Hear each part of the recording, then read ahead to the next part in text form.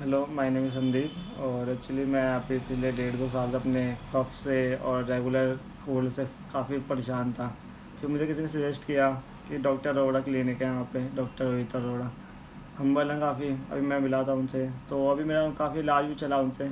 Symptoms से पहले मुझे जैसे जुकाम आता रहता था, 24 घंटे रहता था, जब तक मैं ए सी वे सी बिना ना बैठूँ। तो उन्होंने फिर टेस्ट किया, मेरे टेस्ट करा, चेक किया मुझे क्या दिक्कत है, मुझे मेरे सिम्टम्स लिए अच्छे से हिस्ट्री मेरी चेक करी। तो उन्होंने जो मुझे दवाई दी काफ़ी इफेक्टिव है।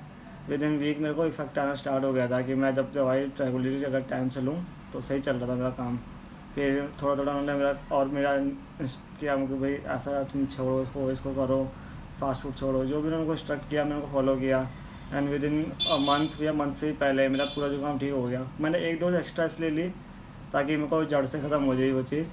और अब तो मैं फ़िलहाल वो दवाई ले ही नहीं रहा हूँ और मैं बहुत सही है क्लिनिक है, मस्ट ट्राई दिस।